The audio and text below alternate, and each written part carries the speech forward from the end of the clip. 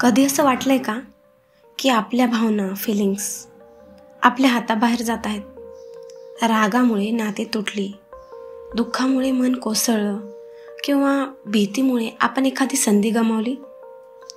खरं तर ना, आपल्या फिलिंग्स भावना आपली ताकद आहेत. आपण जर त्यांना कंट्रोल करू शकलो तर आयुष्य खूप इझी आणि हॅपी होईल. आज मी तुम्हाला एका छोट्या स्टोरी थ्रू समजावते की फिलिंग्स कशा हँडल करता येतात ते. एका गावात एक माणूस खूप चिडचिडा होता.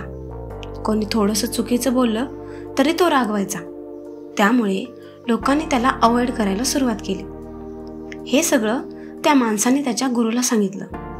तेव्हा त्याच्या गुरुने त्याला एक पिशवी दिली आणि म्हणाले, जेव्हा तुझा राग कंट्रोल होत नाही तेव्हा या पिशवीत एक दगड टाक. गुरूंनी सांगितल्याप्रमाणे त्या माणसाने तसं करायला सुरुवात केली. दिवसेंदिवस पिशवी फुल झाली.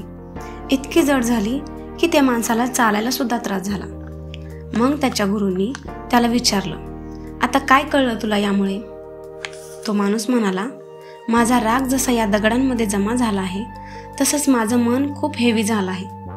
आणि मग त्या दिवशीपासून त्याने त्याच्या फिलिंग्स समजून घेऊन हँडल करायला सुरुवात केली.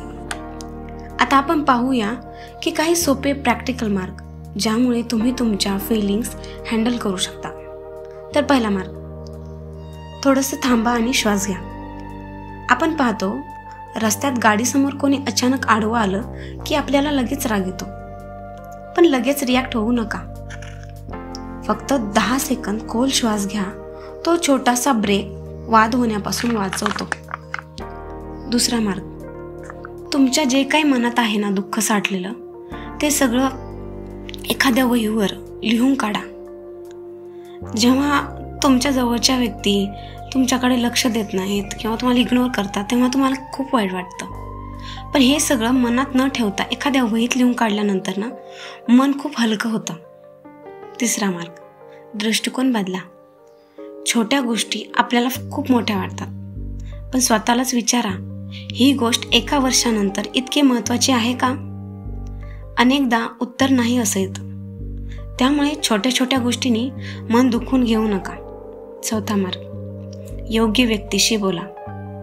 कधी मूल ऐकत नाही तेव्हा आईला खूप त्रास होतो.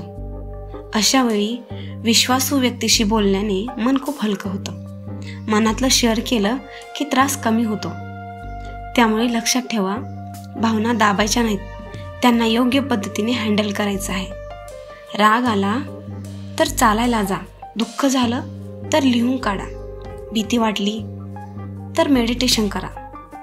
आपल्या भावना आपली कमजोरी नाहीत, त्या योग्य वापरल्या तर ती आपली सर्वात मोठी ताकद बनतात. भावना या नदीसारख्या आहेत. जर त्या बंधनाशिवाय वाहिल्या तर नुकसान करतात, पण जर आपण त्यांना योग्य मार्ग दिला तर त्या आपली ताकद बनतात. म्हणून भावना फिलिंग्स दाबून ठेवू नका. त्यांना समजून घ्या आणि त्या पॉझिटिव्ह एनर्जीमध्ये बदलून आपल्या आयुष्याला हलका आणि स्ट्रॉंग बनवा. व्हिडिओ आवडला असेल तर लाईक करायला विसरू नका. धन्यवाद.